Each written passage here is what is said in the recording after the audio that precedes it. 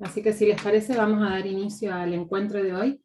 Bueno, primero agradecer a la doctora Analía Lancay, que estando igualmente de licencia, y tomó el compromiso ya asumido de darnos igual la clase de hoy de hipertensión endocrinal, así que muy agradecida, Ani, por el compromiso y por estar presente. Y muchas gracias a Juan Pablo Mengide, que forma parte del equipo de neurocirugía de nuestro hospital, del Hospital Castro Rendón, también por sumarse y por participar. Así que bueno, muy agradecida desde la coordinación desde el SUEP, desde el Servicio de Urgencias y Emergencias Pediátricas, y si les parece y no demoramos y cumplimos con el horario, ya te doy la palabra, Ani, para que arranques. Dale, bueno, muchas gracias. Nuevamente buenas tardes a todos. Como dijo la doctora Belén, yo soy Analía Lancay, soy pediatra y también formo parte del SUEP. Y en la tarde de hoy nos acompaña el doctor Juan Pablo, que él es el neurocirujano del hospital, que también, digamos, nos va a dar su opinión al final de la presentación. Bueno, para arrancar vamos a hablar de un caso clínico de un paciente que habíamos recibido, que es un paciente real que se recibió por el SUEP hace un tiempo, que había llegado derivado del interior. Se trata de un nene de 6 años, bueno, que fue derivado del hospital del interior de Neuquén por un politraumatismo camión versus peatón. La llamada inicial nos refiere el médico que tenía un Glasgow de 315. Respecto al sample, en los síntomas, era un paciente que estaba inconsciente, que no tenía respuestas a ningún estímulo, que tenía una fractura expuesta de miembro inferior derecho. Con respecto a lo que eran los antecedentes, la medicación, las patologías previas, la última ingesta, desconocían todo ese tipo de datos. Y el evento se trataba de 2 menores de edad que estaban en bicicleta sobre una ruta, y uno de ellos fue atropellado por un camión que lo deja tendido sobre el asfalto. En ese momento no había ningún adulto que presenciara el hecho. No teníamos más datos que eso, y nosotros les habíamos pedido que nos den como algo más de datos, algo más del examen físico, que no se nos pudo decir en ese momento, y habían quedado en que nos iban a comunicar en 10 minutos. Como no se pudieron comunicar, nosotros ya habíamos dado aviso, sabíamos que íbamos a recibir un nene grave, y se había dado previo aviso a neurocirugía, a tomografía y a terapia. A las 3 horas y media aproximadamente, arriba el paciente al shock room del SUEP, estaba inconsciente, estaba inmovilizado, con un acceso venoso periférico en miembro superior derecho, con una cánula nasal, y la única medicación que recibió durante el traslado fue un diclofenac diluido en fisiológico. Ya una vez en el shock room, el examen físico que obtuvimos con respecto a era una vía aérea que no estaba sostenible, con abundantes secreciones. En el B era una frecuencia respiratoria de 23 por minuto, con regular mecánica ventilatoria, tenía regular entrada de aire bilateral, el murmullo vesicular estaba presente en ambos campos, tenía una hipoventilación en campo derecho y estaba saturando 96% con esa cánula nasal. En el C teníamos una frecuencia cardíaca de 125 latidos por minuto, con R1 y R2 normofonéticos, no tenía soplos, los pulsos periféricos estaban positivos y simétricos, el relleno capilar era menor a 2 segundos, y la tensión era de 133,88 milímetros de mercurio. En el D teníamos un Glasgow de 6 en 15, en donde le habíamos dado un punto a la respuesta verbal porque no tenía ninguna respuesta. La motora retiraba solamente el dolor, por eso le pusimos 4 puntos, y con respecto al ocular no tenía ninguna respuesta, por eso tenía un punto. Las pupilas eran intermedias y reactivas, y en el E tenía un cefalohematoma en región temporal izquierda, con laceraciones de 4 a 5 centímetros en cara dorsal y ventral del pie derecho, y se observaba una deformación del pie izquierdo. El resto del examen no tenía otro tipo de particularidades. Tras esta primera valoración, el paciente en el shock presenta un vómito sanguinolento. En ese momento se habían aspirado secreciones y se le coloca una sonda nasogástrica. El Glasgow que presentaba el paciente, se realiza la intubación orotractal con un tubo número 5 con balón, con el sistema de intubación rápida, que bueno, eso lo habíamos visto en otra clase.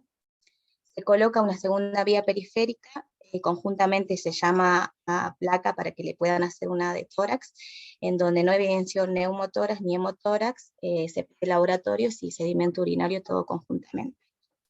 A los segundos el paciente presenta un episodio de bradicardia aguda de 60 latidos por minuto con dilatación de la pupila derecha, por lo que se empieza a pasar el manitol 0,5 gramos por kilo endovenoso y se sigue hiperventilando con el AMBU. Con todo esto mejora la frecuencia cardíaca y la respuesta pupilar, y el paciente es trasladado a tomografía y luego a terapia para continuar el tratamiento y el resto de los estudios complementarios. Bueno, este es el informe de la tomografía, que era bastante extenso. Yo llegué a señalar como lo más importante, que tenía una hemorragia subaracnoidea temporal derecha, temporal posterior, con abundantes focos hemorrágicos intraparenquimatosos a nivel temporal alto, homolateral, a nivel frontal, una hemorragia subaracnoidea biparietal occipital, y tenía una fractura fragmentada con hundimiento parietal izquierdo que discurría por el hueso frontal y temporal, con extensos hematomas postraumáticos en las partes blandas. Con todo esto, neurocirugía decide su ingreso al quirófano para colocación del catéter de PIC y reducción del trazo fracturario parietal derecho. Traumatología a su vez también ingresa para exploración y toilette de la lesión del pie derecho que tenía. Bueno, dejando de lado un poco el caso clínico, ahora vamos a ver conceptos y después nos remitimos nuevamente al caso clínico. Como conceptos, tenemos que la hipertensión endocraneana es la elevación sostenida de la presión intracraneana, o sea, por encima de sus valores normales, que lo normal es de 0 a 15 milímetros de mercurio, originada por la pérdida de los mecanismos compensatorios o la ruptura del equilibrio existente entre el cráneo y su contenido, ocasionando así la injuria. La presión intracraneal se define como la presión que existe dentro de la bóveda craneal y depende de la interacción entre sus componentes, o sea, el parénquima cerebral, que representa el 80%, el líquido cefalorraquídeo, que es el 10%, y la sangre, que es el otro 10%. Y acá hacemos hincapié a la teoría de Monro-Cayley. Esta teoría habla de que tiene que haber un equilibrio entre sus tres componentes, y cuando se ve afectado uno de estos tres, los otros dos mecanismos tienden a compensar y así mantener el equilibrio.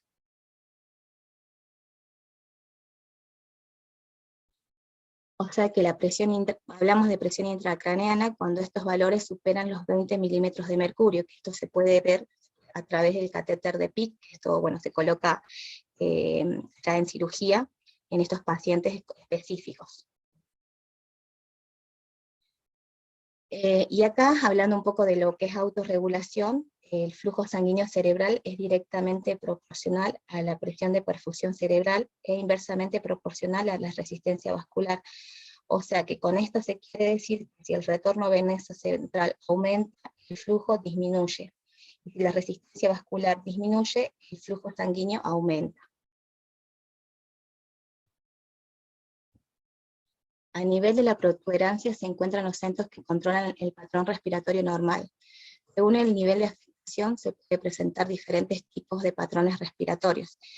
Si se afecta el diencéfalo, tenemos la respiración de Cheyne-Stokes, la hipernea más el mesencéfalo, la respiración de Kussmaul, la hipernea. Si se afecta la protuberancia, tenemos la apnea o bulbo, la respiración anárquica o afásica. Con respecto a los de edema cerebral, tenemos tres tipos. El vasogénico, la pequeña de estos sería a través de una ruptura de la barrera hematoencefálica o por aumento de la permeabilidad capilar. La causa de estos son tumores, abscesos, hematomas o traumatismos. En el tipo de edema citotóxico tenemos alteración del metabolismo celular, no hay ruptura de la barrera hematoencefálica, y la causa de estos son las isquemias y los tóxicos. Respecto al edema hidrostático, hay un aumento de la presión del líquido cefalorraquídeo y la causa de esto es la hidrocefalia. Hablando de los grandes síndromes de herniación cerebral, uno de ellos es la hernia subfalcina, que es la circulación del cíngulo a través del host, que suele producirse presiones expansivas en el hemicéfalo cerebral, que empujan a la circulación del cíngulo debajo del host del cerebro. La manifestación clínica de esto es la compresión de la arteria cerebral anterior con infarto cerebral secundario. En la hernia transseptorial central, que tenemos el descenso del diencéfalo, el mesencéfalo, la protuberancia, pueden comprimir el acueducto de Silvio, causando la hidrocefalia y también el tronco, alternando así los centros cardiorrespiratorios. Las manifestaciones clínicas, tenemos el estupor que progresa a coma, asociado a alteraciones en el progreso respiratorio, las pupilas midriáticas reactivas, posturas de decorticación, descerebración y finalmente la flacidez. En la hernia transseptorial o uncal tenemos el descenso del uncus hacia el interior de la cisterna supracelular a través del territorio con compresión del tronco cerebral, arteria cerebral posterior y tercer par craneal ipsilateral. Las manifestaciones clínicas sería migrasis unilateral del hemisferio cerebral dañada y hemiparesia del hemisferio cerebral dañado. En la hernia amigdalina tenemos el descenso de las amígdalas cerebelosas a través del agujero magno, produciendo compresión del bulbo raquídeo y la protuberancia. La manifestación clínica sería la disfunción de los centros respiratorios y cardíacos y frecuentemente son mortales. Bueno, acá podemos ver una imagen de los tipos de herniación. Esta sería la primera, que es la herniación trufalcina. La segunda es la herniación transseptorial. Y la tercera, la herniación amigdalar.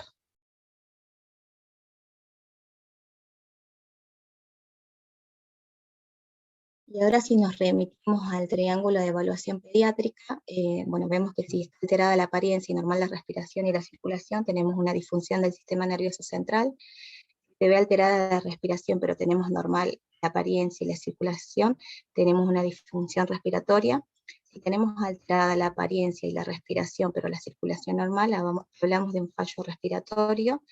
Si tenemos alterada la circulación, pero normal la apariencia y la respiración, tenemos un shock compensado. Si tenemos alterada la apariencia, la circulación y la respiración es normal, un shock descompensado. Y si tenemos alterado nuestros tres, o sea, la apariencia, la respiración y la circulación, sería ya un fallo cardiopulmonar. Entonces tenemos en la evaluación primaria el ABCDE, que en el A, la vía aérea, tenemos que asegurar la permeabilidad y la administración de oxígeno, el control cervical, si antecedente de traumatismo cervical o politraumatismo. Si estuviera indicada la intubación endotraqueal, tomar medidas para minimizar la elevación de la PIC asociadas a este procedimiento. En la respiración tenemos que valorar el patrón respiratorio y frecuencia respiratoria, medir la saturación de oxígeno. Si vamos a intubar, mantener la presión de oxígeno dióxido de carbono, entre 35 y 45 milímetros de mercurio. Y solo si existieran signos de herniación inminente, realizar hiperventilación más agresiva para lograr una presión de dióxido de carbono menos de 30 milímetros de mercurio de forma temporal. En el C, valorar los signos de perfusión periférica, el control de la tensión arterial y de la frecuencia cardíaca, valorar si existiera la tríada de Cushing, la hipertensión arterial, bradicardia o depresión respiratoria, y mantener la presión arterial para mantener una correcta perfusión cerebral y así evitar lesiones isquémicas. En la parte neurológica, acá evaluamos lo que es la conciencia y las pupilas. La alteración de la postura corporal difiere según el nivel afectado o de la lesión de la neurona motora.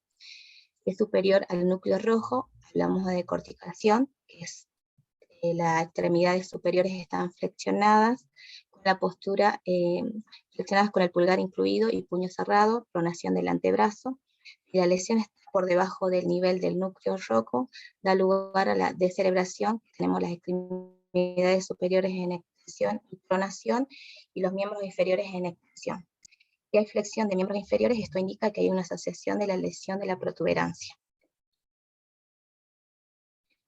En el sample, bueno, tenemos la cefalea, que es aguda, brusca, intensa, que no calma, que suele ser localizada. Es subaguda, manteniendo que no calma, que con un aumento de intensidad, con despertar nocturno, y el predominio es matutino. Los vómitos aquí no tienen relación con las ingestas, son explosivos, son reiterados y matinales. Con respecto, bueno, también se indagan lo que es alergias, medicamentos, patologías previas y últimas ingestas, pero acá con los eventos relacionados hacemos hincapié en lo que son traumatismos, convulsiones, fiebres o algún tipo de tóxicos.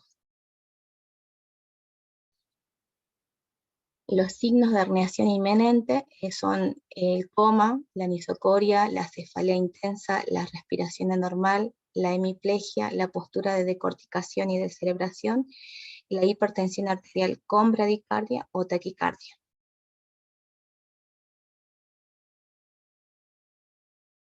Entonces, el diagnóstico de la hipertensión endocraniana es clínico y a través de las neuroimágenes.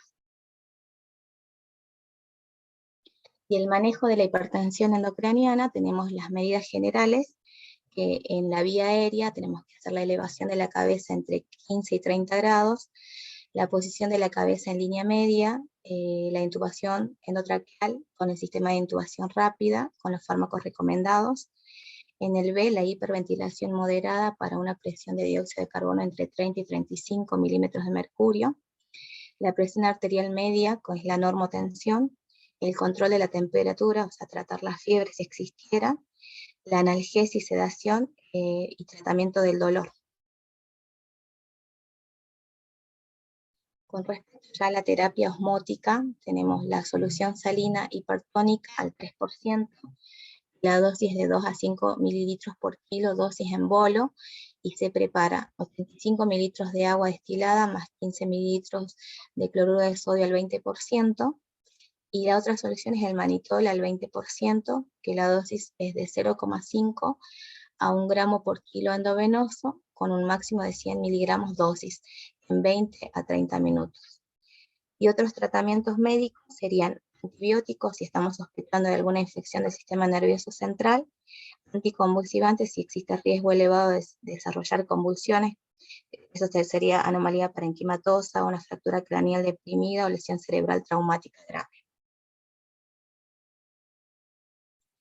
Nosotros, como lo que podemos ver, si volvemos al caso anterior, como para mayor confort de nuestro paciente, hubiera sido la intubación, trasladarlo bien, o si no con una máscara laringea o con un ambú, para así evitarle riesgos al paciente. Lo mismo que, como nos habla del tema del dolor, manejar, digamos, ponerle morfina u otro tipo de analgésicos para que el paciente se traslade lo más cómodo.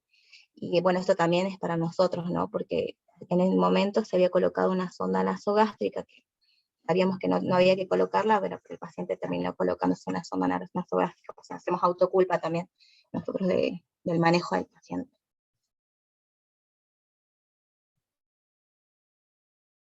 Como pruebas complementarias, tenemos las pruebas de imágenes, que es la tomografía, que es de elección inicial debido a la rapidez que debe realizarse tan pronto como se encuentre estabilizado el paciente.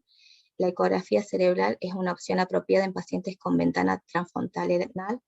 La resonancia se puede hacer, pero es menos disponible y además tarda más tiempo en la realización. La punción lumbar está indicada fundamentalmente en el estudio de hipertensión endocraniana idiopática o cuando se sospecha una infección del sistema nervioso central. Medicación invasiva establece de forma definitiva el diagnóstico de hipertensión endocraniana y se reserva para pacientes con un Glasgow menor de 8 tras un traumatismo craneal o que por la etiología responsable del cuadro requiere un tratamiento médico o quirúrgico agresivo. Y acá, como para hablar un poco de lo que es el traslado de los pacientes y no menos importante, tenemos que durante el traslado hay procesos de aceleración y deceleración que pueden aumentar la presión endocraniana. La vibración también puede producir un aumento de la presión debido a las microvasculaturas que se producen.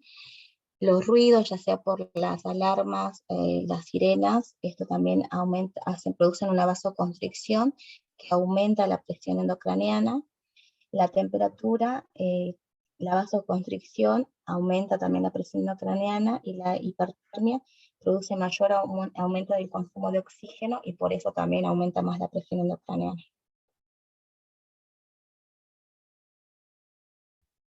Y a modo de resumen, tenemos que el diagnóstico es clínico, teniendo la cefalea, los vómitos la convulsión, la alteración de la conciencia, los movimientos oculares, la alteración pupilar, la alteración respiratoria, la bradicardia, la hipertensión arterial, las posturas, como banderas rojas, la bradicardia, la hipertensión arterial, la anisocoria, identificar las causas del sistema nervioso central a través de la tomografía de cráneo, las medidas generales, tenemos la intubación endotraqueal, controlar la hipercapnia, la hipoxemia, la presión arterial media, la normovolemia, la analgesia, la eutermia y los anticonvulsivantes. Como medidas de primer nivel, tenemos hiperventilación moderada y terapia hiposmolar con relajantes musculares.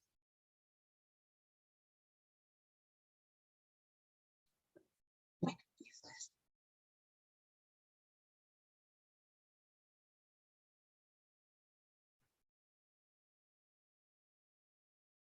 Bueno, esa sería. ¿Hay alguna pregunta?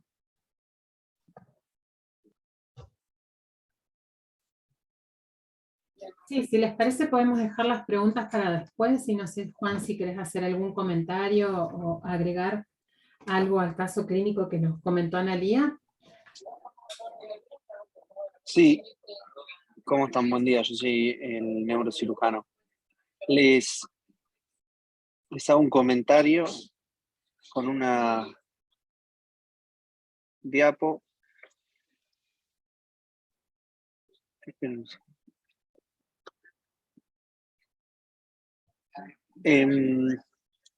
Bueno, la idea es un poco, me había pedido la doctora Analía, el rol del neurocirujano en este tipo de casos, y tomamos el caso del encuentro de ella que ella había descrito.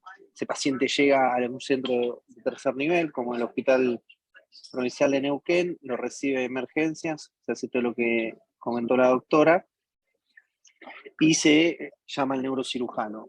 ¿Qué pensamos nosotros del otro lado? Bueno, la doctora me presenta el caso, me interesa saber la edad, el mecanismo del trauma, sobre todo porque el mecanismo del trauma me habla de la energía cinética de ese trauma. No es lo mismo un paciente que se cayó rolando de la cama que un paciente que tuvo un choque vehicular. Yo ya estoy pensando en la cosa quirúrgica, ¿no? Porque todo lo médico lo describió la doctora. Me interesa el mecanismo del trauma justamente porque la energía cinética, cuanto mayor sea la energía cinética, más chances tiene de ser ese paciente de tener una lesión quirúrgica. Si tuvo vómitos, convulsiones o depresión del sensorio o alteración del sensorio, porque eso habla de que es un cerebro que es probable que tenga alguna lesión o por lo menos que tenga algún edema secundario al traumatismo. El Glasgow, obviamente, cuanto más bajo el Glasgow, la chance de tener una lesión quirúrgica es más elevada. Me interesa saber cómo está la piel. Yo le voy a preguntar cómo está la piel. ¿Está indemne o no está indemne? Porque si la piel está indemne es una cosa, yo descarto todo lo potencialmente infeccioso, o sea, las diferentes que me digan, no, tiene una herida penetrante con solución de continuidad en la piel, etcétera, etcétera. Son todas las cosas que va el neurocirujano pensando con respecto puramente a lo quirúrgico, porque lo médico lo describió Analía. Las pupilas, uno como las describió ella en los distintos estadios de deterioro retrocaudal, que lo describió hace un rato, una anisocoria, es casi muy probable que ese paciente, ese cerebro, esté con una hipertensión craneana o con una herniación, probablemente una herniación uncal. Yo le solemos preguntar en pacientes que están en RM cómo está la TA, la frecuencia, el patrón ventilatorio. ¿Por qué? Porque a veces hay pacientes que sufren el impacto, cae el Glasgow, los intúan en el centro donde están para salvar la vida al chico y con toda la indicación del mundo, pero a veces el chico, lo que se ve que en el traslado, cuando llega al hospital, yo puedo tener un paciente que tiene alteración de la frecuencia cardíaca, alteración de la presión arterial, es muy probable que ese chico tenga algún trastorno en el cerebro que requiera alguna intervención neuroquirúrgica, porque por eso le está generando las disritmias, etcétera, etcétera. O si tiene un patrón de respiración de chain stop, o lo que sea, obviamente que si está curarizado, no lo vamos a ver, pero previo a eso, o diferente a que venga y me diga, no, el chico se intubó, pero ahora ya está prácticamente despierto, maneja bien la TA, maneja bien la frecuencia, maneja bien las respiraciones, tiene buena temperatura, no tiene poiquilotermia ni nada de eso, que eso también aumentaría la chance de una patología neuroquirúrgica. Y las posturas que describió la doctora Analía, si el médico emergentólogo me dice el paciente está decorticado, y como dijo la doctora, es muy probable que tenga una lesión rostral al núcleo rojo, si está descerebrado caudal al núcleo rojo, pero que tenga una lesión por ahí una potencial masa para evacuar, o aunque sea un edema cerebral severo que lo hace llevar a este tipo de posturas. Y yo con eso ya me voy haciendo una imagen quirúrgica del chico, ¿no? Y obviamente hablamos de la RX y de la placa. Esto simplemente para mostrarles, esto no voy a hablar, que esto también es lo que yo pienso en la cabeza. Si la doctora me escribe un hematoma extraocular, nosotros tenemos ciertas indicaciones estandarizadas mundialmente para decir si tanto volumen lo evacúo, si tal grosor lo evacúo, si tal Glasgow lo evacúo, etcétera, etcétera. Después se los dejo si lo quieren ver, porque no es para hablar, sino es qué estoy pensando yo. El extradural será más grande de 15 mililitros, el Glasgow del chico será bajo, tendré que evacuarlo, tengo que preparar quirófano, no tengo que preparar, etcétera, etcétera. Esto, perdón, y cada uno, ¿no? El extradural tiene sus guías, el subdural las de ella, una lesión parenquimatosa, una fosa posterior, una fractura hundimiento, etcétera, etcétera. Eso es lo que le voy a ir preguntando, ¿sí? Les voy a dar tres ejemplos. El paciente que también vimos con la doctora Analía no es el del encuentro lo ponemos como paciente 2. Le voy a dar, por ejemplo, un paciente que vimos, si no me equivoco, el sábado, no sé, Analía, vos corregime, o el jueves pasado, una paciente se cayó de 2 metros con deterioro de Glasgow en el centro donde lo atendieron, que requirió intubación y los derivan a nuestro centro, ¿sí? Al ingreso a nuestro centro, la chica es este ejemplo que cité hace poquito, el ingreso con las pupilas isocóricas, ya ahí sé que una herniación es poco probable que tenga, hemodinámicamente muy estable, bien perfundida, buena frecuencia cardíaca. Hablo con el terapista y me dice que la chica tiene movimientos espontáneos, pero que no localiza, o sea, no de cortica ni de cerebro, es una chica que se está prácticamente moviendo sola. Eso ya me invita a pensar que este cerebro está sin tanta lesión estructural, porque si no, no vamos a mantener todo esto estable. Esta era la tomografía que la vimos con Analía. En la hipertensión endocraniana secundaria al trauma, en la medida de lo posible, sobre todo en un chico que ya viene ventilado de otro nosocomio, uno ya piensa en un TEC, perdón, por definición es un TEC grave, ¿no? Porque entonces, si podemos, ya le tomografiamos todo el encéfalo y hasta por lo menos la charnela C7T1. Esta es la ventana ósea, a grandes rasgos, ¿qué es lo que veo yo, qué es lo que ve el neurocirujano? Decir, esto se opera, no se opera, está grave, no está grave.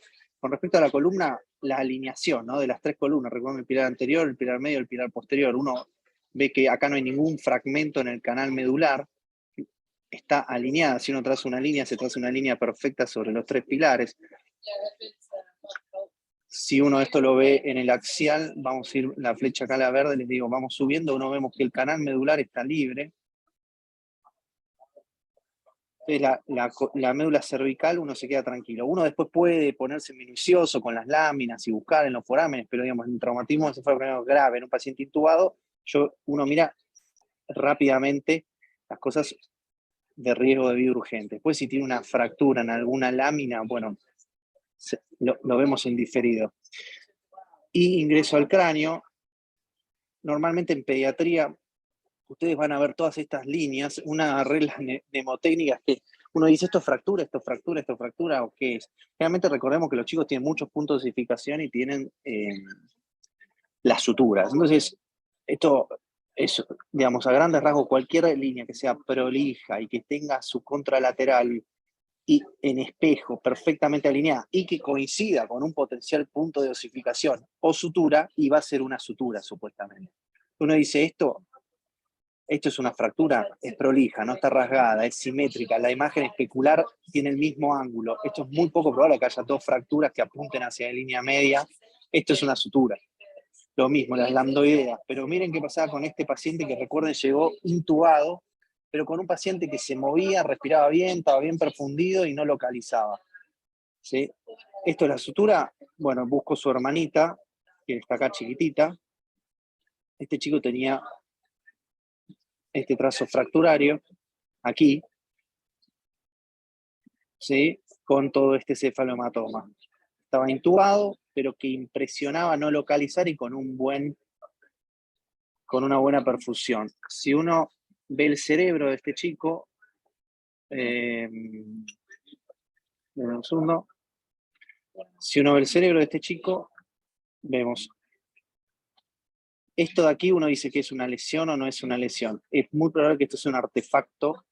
¿Por qué? Porque uno, fíjense como es como una especie de luz que invade la fosa posterior. Y se mantienen todos los cortes y se mantiene para arriba, o sea, no existe una lesión. ¿Eh? Uno tiene que pensar, ¿esto cerebral se ve así? No, un subdural se ve así, tampoco. Una subaracnoidea se ve así, no, entonces esto es un artefacto. Lo próximo que miramos en un chico que está intubado es el tronco. Recuerden que para mantener el Glasgow alto uno tiene que estar vigil, y para poder estar vigil, los mecanismos de la vigilia nacen del sistema reticular ascendente, que es del tronco y de la corteza. O sea que si yo, la conexión entre la corteza y el SAR es lo que me mantiene el nivel de vigilia del Glasgow alto. Si mi paciente tiene alguna alteración en el tronco, el Glasgow va a estar bajo. Entonces, cuando le consultan al neurocirujano un paciente con Glasgow bajo, vemos el tronco. Para ver que el tronco esté bien, uno tiene que ver todas estas estructuras peritroncales que son las cisternas. Estos espacios de líquido cefalorraquídeo negritos alrededor del tronco es lo que vemos. Si, por ejemplo, y este es el uncus, si por ejemplo el uncus está más hacia medial y me colapsa todo este espacio, esto se llama cisterna crural, no importan los nombres, si el chico tiene una anisocoria izquierda y este uncus está acá y me colapsa acá, yo ya estoy pensando que este lóbulo temporal medial se está herniando. Y si se está herniando, digo, tengo que ir a buscar. ¿Dónde voy a ir a buscar? Una lesión acá arriba que lo empuje al uncus para allá. En este caso teníamos ese chico intubado que se movía mucho. Entonces, y uno ve que el tronco está perfecto, con todas sus cisternas bien, y va a ver la corteza. ¿Qué le pasa a la corteza?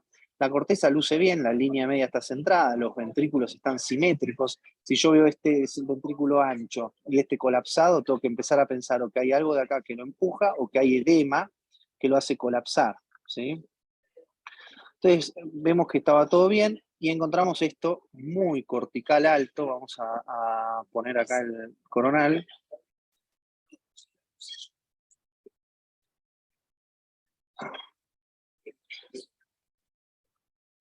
Bueno, acá no lo... Esperen un segundo.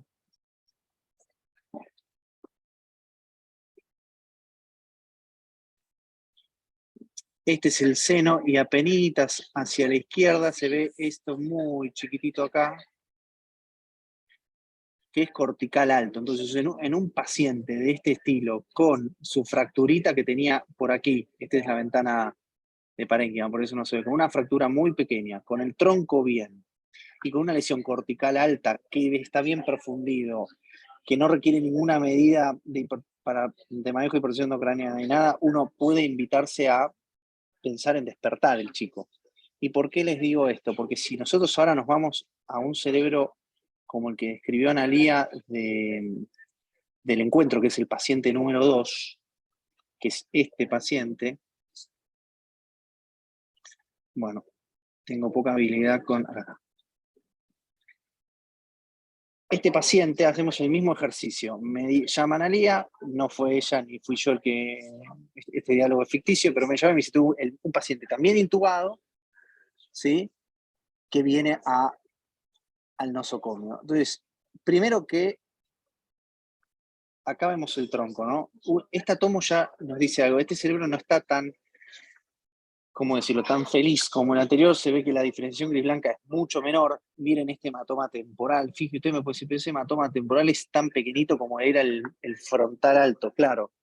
Pero una lesión tan pequeña temporal, la fosa temporal y la fosa posterior tienen mucho menos complacencia que la región frontal alta. Entonces, si yo veo esto en el lóbulo temporal, en un paciente intubado, empiezo a pensar en armar el quirófano.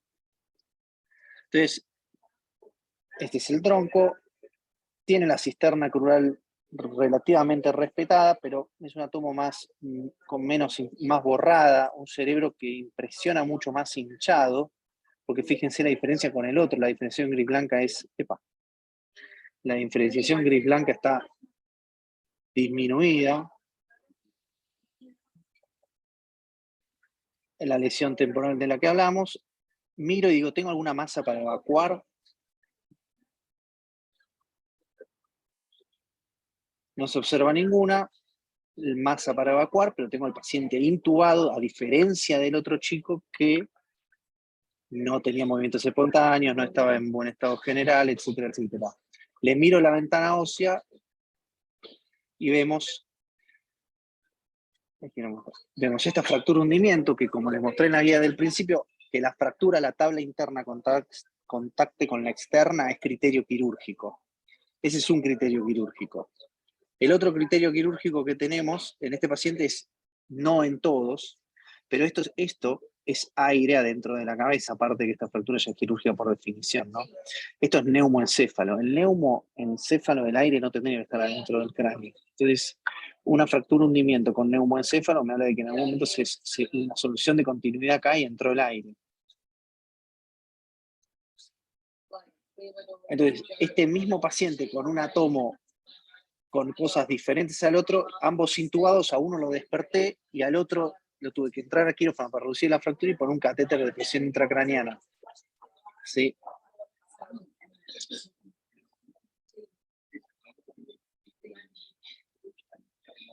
Esto es para mostrar un poquito lo variable que puede ser las cosas de un paciente intubado. Miren, les traigo 2 escenarios más. Un paciente extubado, ¿sí? Un paciente extubado que se cae de la escalera rodando, que el Glasgow siempre fue máximo, que está con un poco de cefalea y un vómito, y viene caminando de la mano de la madre al hospital. Pero tiene, esto lo tengo que hacer rápido para proteger la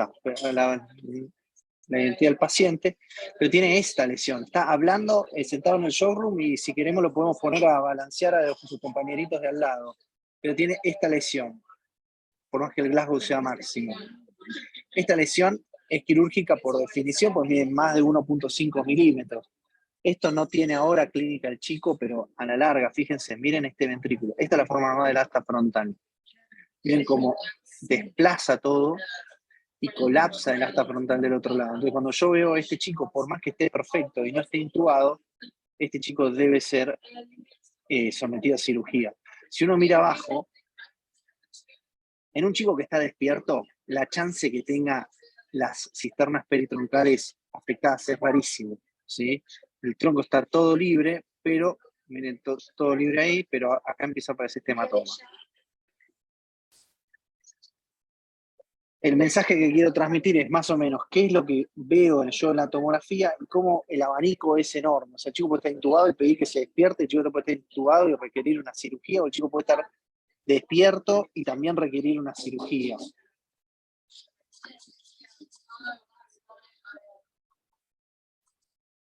Dos palabras, ese hematoma extradural que vieron ahí se evacúa de la siguiente manera: ponemos al paciente en el quirófano, le planeamos una incisión, uno calcula por dónde está el hematoma, sabe anatomía y más o menos planifica la incisión, levantamos el colgajo, vemos el hueso, acá está el trazo fracturario, le sacamos el hueso y nos encontramos con el hematoma. Evacuamos el hematoma, queda libre la dura madre y volvemos a fijar el hueso.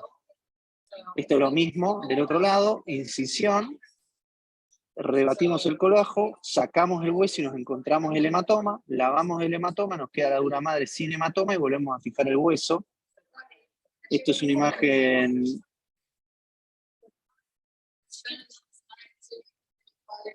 Esta es una imagen real, ahí estamos levantando la plaqueta.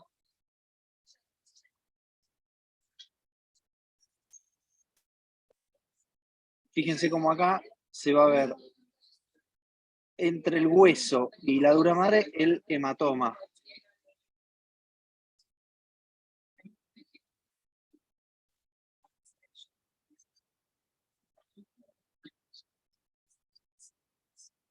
Levantamos el hueso, se saca el hueso y ahí tenemos el hematoma extradural sobre la dura madre. Ahora hay que lavar esto, que puede ser o con agua o con un disector, como lo hacemos de ambas maneras acá.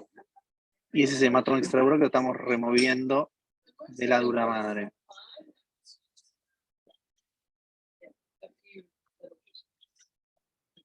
Entonces, esta es la parte del neurocirujano cuando me llaman con un paciente en la guardia. Así pensamos nosotros. Miren este otro paciente. Este es más fácil, ¿no? Este es un paciente, un TEC en la vía pública, Glasgow bajo y tiene todo este hematoma subdural. ¿Sí? Y miren la línea media acá, cómo está desplazada. Y el tronco, no existe ninguna cisterna peritroncal. ¿sí? Este chico tiene aparte una lisocoria derecha, entonces esto no cabe duda que va a requerir cirugía, ¿sí?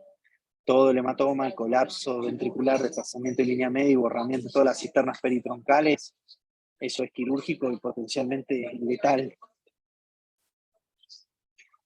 Ese es un hematoma subdural, la cirugía es muy similar, solo que cuando llegamos a esta parte, como es subdural, hay que abrir la dura madre para ver el hematoma, ¿sí? Es sencillamente la única diferencia que tiene con el extradural.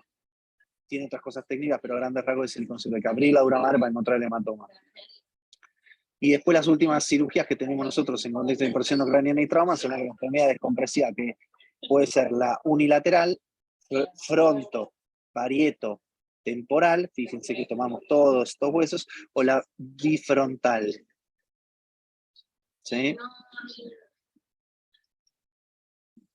Miren este caso qué interesante que es. Si uno ve esta tomografía, uno dice, olvidémonos de la línea media. Esta lesión pequeñita no mide más de 15 milímetros, ni más de 10, porque es un subdural, esto no es quirúrgico. Pero fíjense esto, la disociación que hay entre esta pequeña lesión y el desplazamiento de línea media y el colapso de los ventrículos. Uno dice, esta lesioncita no puede colapsar así, todo. Fíjense, el ventrículo de lo derecho y no está el de la izquierda, no puede desplazar tanto la línea media, mira la línea media como está desplazado, y colapsar el ventrículo. Esto no, hay un mismatch entre la lesión y el shift de línea media. ¿Cuál es la explicación de este? Este paciente está en ARM con el Glasgow menor a 8 y todo esto es un edema cerebral. Si un paciente con un trauma, tiene una lesión pequeña, pero con una desviación de la línea media enorme, con colapso ventricular, y la lesión es muy pequeña, vos lo que tenés es que tenés todo este cerebro edematizado. ¿Sí? Este chico requiere una descompresiva de urgencia, ¿sí? Que esta es una foto de una descompresiva, que la idea es que sea bien amplia, ¿sí? Esto es anterior, esto es posterior, esto es lateral, ¿sí? Y que abrimos la dura madre para que el cerebro pueda tener más lugar y sacamos todo el hueso. Bueno, no mucho más. La idea era eso, las diferentes variantes y cómo por ahí la misma tomo o el mismo chico intubado puede tener quirófano y puede que no. No sé si se entendió. Perfecto, perfecto. Un hermoso repaso, sobre todo para cuando no estamos tan habituados a ver tomografías o las vemos todo el tiempo, así que la verdad que es fantástico. Chicos, yo fui tomando algunas preguntas que me hicieron por privado, incluso hay otras que las podemos leer todos juntos. Sí, hay una de las preguntas que me parece importante, teniendo en cuenta que quienes nos están escuchando están en el interior, consultan en caso de tener un paciente que lograron estabilizarlo, un trauma de cráneo grave, que lograron estabilizarlo, y teniendo a disposición tomografías, quizás en clínicas privadas, pero cercanas a sus centros, consultan si nosotros creemos que es importante que ellos puedan hacer la tomografía y venirse para acá con tomografía realizada, o en ese caso ya pensando que es un paciente que deben derivar, con nosotros consideramos que es un paciente que debería llegar y nosotros tomografiarlo acá. No sé qué pensás vos, Juan Pablo, con respecto a esto. A mí personalmente me parece que si el centro en el que está tiene un médico pediatra experto en el manejo de hipertensión endocraniana en la parte clínica y la tomo se puede hacer rápido, no habría ningún motivo para no hacerla ahí. La idea es tener rápido la tomo para ver si el chico es quirúrgico o no, porque ahí vamos a tener que definir si tiene que venir, ya sea porque por ahí tienen los médicos pediatras que lo pueden mantener, pero no tienen el neurocirujano, o por ahí tiene que venir porque no hay terapia. Pero si hay alguien capacitado y tiene tomógrafo cerca, no habría ningún problema. De hecho, es más, ya con la tomo uno puede dialogar, porque me dice, mira, yo tengo terapia y lo que no tengo es neurocirujano. Pero si tenés médicos expertos, tenés tomógrafo y la lesión no es quirúrgica, hasta podrías ver en qué momento si es necesario derivar o cuándo derivar. Uno tiene que adaptarse a eso, me parece. Perfecto. Sí, a veces, bueno, hemos tenido por ahí otras experiencias, ahora tenemos la suerte de tenerlos a ustedes que son neurocirujanos infantiles, pero bueno, quizás seguramente la pregunta tiene que ver con experiencias anteriores, donde, bueno, por ahí uno es un poco celoso de quiero imágenes de mi tomógrafo y no de otro tomógrafo porque tienen más o mejor resolución o porque estoy acostumbrada a ver estas y demás. Pero bueno, es importante que quede el concepto de la importancia de la tomografía. Después otras cosas que tienen que ver más con lo clínico, no sé si Ani todavía nos acompaña, yo igual también puedo acompañar en las respuestas. Juan pregunta qué fármacos están recomendados para la secuencia de intubación rápida en este caso. No sé.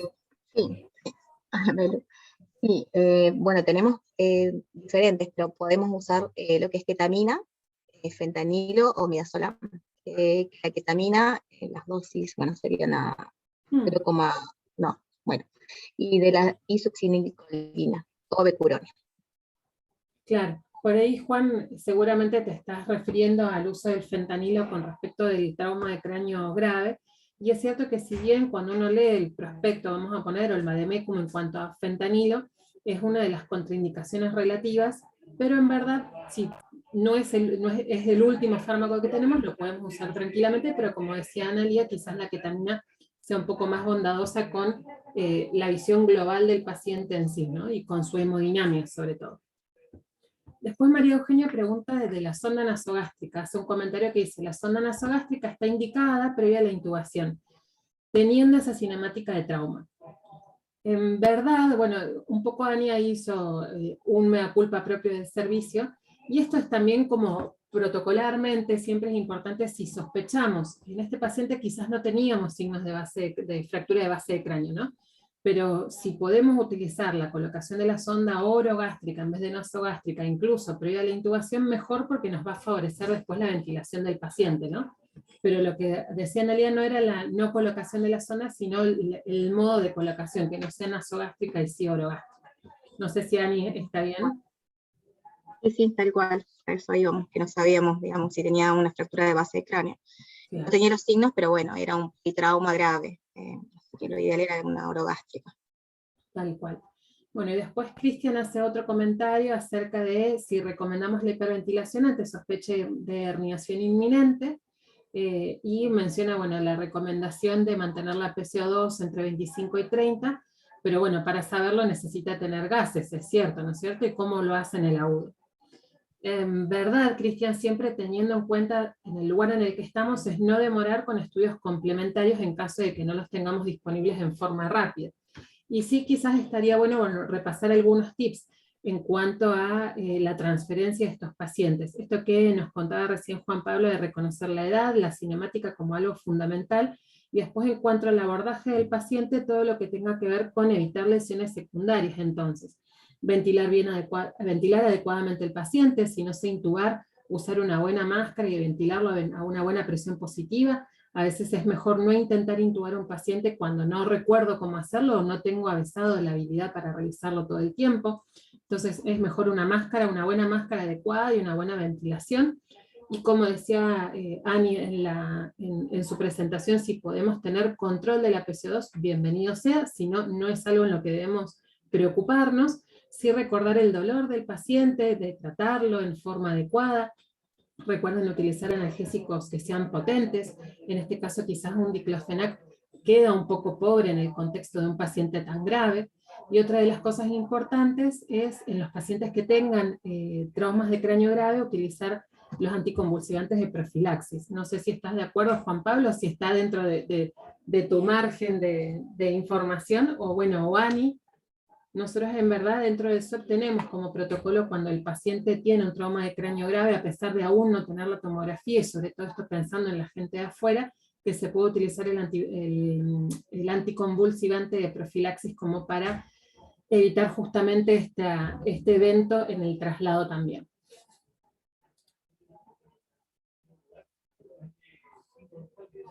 Bueno. No sé si... Personalmente, tengo la suerte, no quiero hacer trama, tengo la suerte de haber leído esto porque Analia con esta invitación indirectamente me mandó a leer, no me lo dijo ella, pero bueno, te invita un poco.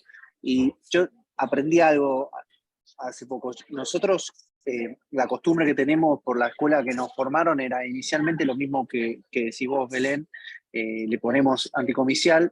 Hubo una época donde hubo mucha tendencia a pasarse el difenil al levetiracetam, que en Argentina es complejo por un tema económico hacer eso. Y después hubo una tendencia posterior a no poner anticomicial, y lo que que a mí como cirujano que yo no la tomaba, pero es cierto que si, bueno, lo decía la bibliografía, bienvenido sea. Pero llamativamente, para los que nos gusta poner anticomicial, que soy yo uno de los ejemplos, he leído por lo menos en las últimas guías, que no recuerdo bien el año, sea en 2018, que sacan en la Neurosurgery, que es una revista con un factor de impacto altísimo, y que la evidencia que cita siempre te pone el nivel, si bajo, medio, moderado, etcétera. Hoy no hay ningún nivel de evidencia para no poner anticomicial, y es más, volvimos un poco a las bases. Tampoco hay nivel de evidencia para decir que el levetiracetam es mejor que el difenil. Así que con eso me puse muy feliz para todos los que no me dejaban poner anticomicial, y sigo pensando lo mismo que vos. Poner anticomicial, y en Argentina, bueno, difenil, por más que sea un poco más hepatotóxico que el leve, por un tema económico. Tal cual. Bueno, y la otra duda que siempre surge cuando hablamos un poco de hipertensión endocraniana es mannitol versus solución hipertónica, y creo que es la discusión de siempre. Bueno, no sé si quieren hacer algún comentario con respecto a esto. Yo tengo igual mi opinión personal, pero bueno, no sé si alguno quiere hacer algún comentario. Nos quedan 4 minutos, en verdad, para poder terminar.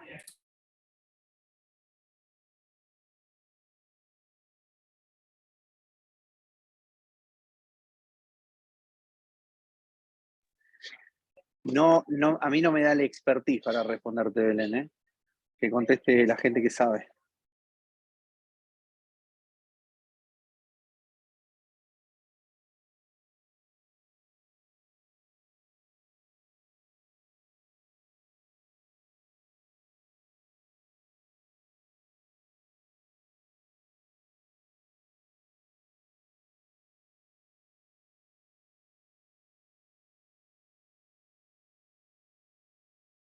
Creo que la importancia tiene que ver, estaba hablando solita, la importancia tiene que ver en el lugar donde estamos, ¿no? Porque hemos pasado como con el anticomicial de todos con el mannitol, la hipertónica no va más, y ahora vamos todos con la hipertónica, después del mannitol no va más.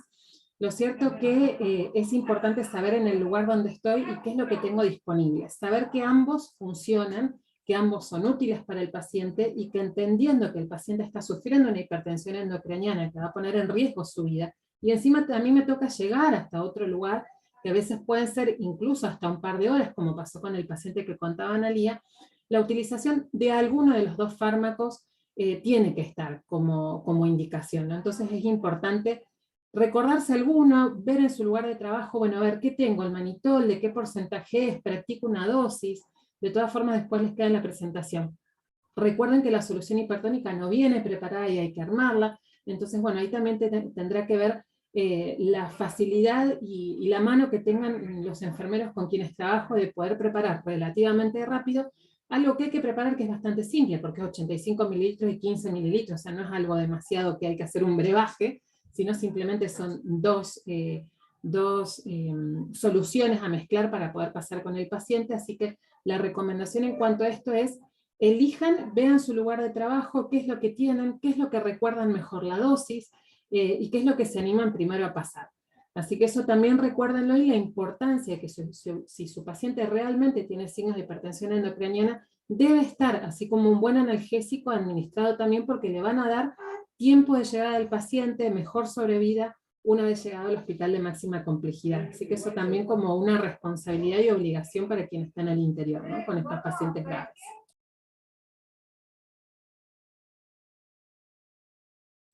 Justo contestando también un poco a Patricia, que consultó en el chat abierto el mannitol versus la hipertónica.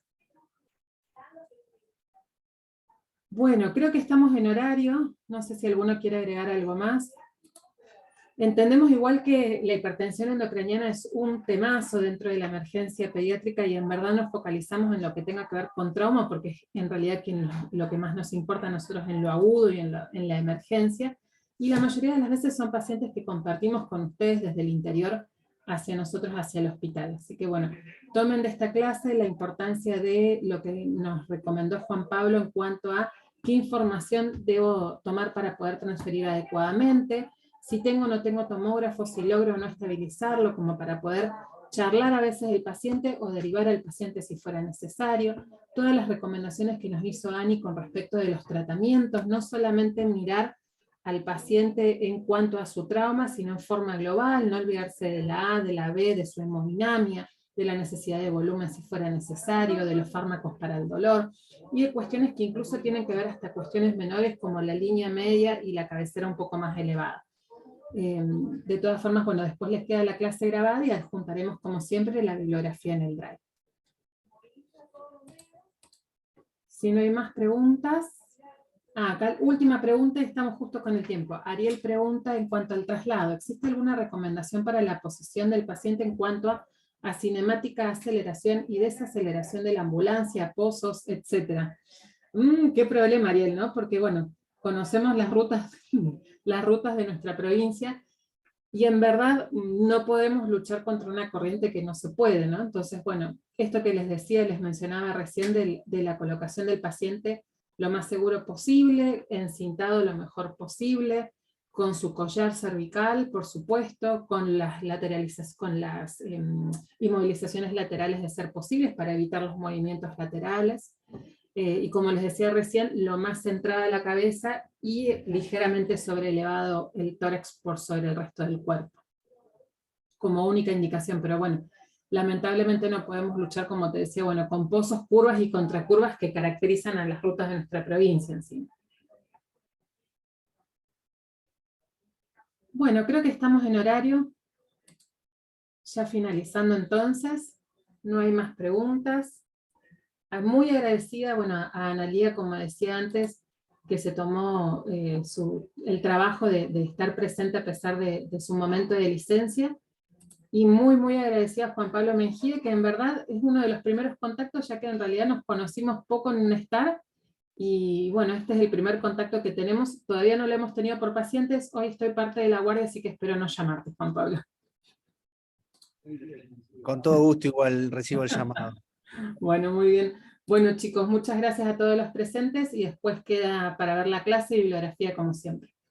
Nos vemos hasta el miércoles que viene.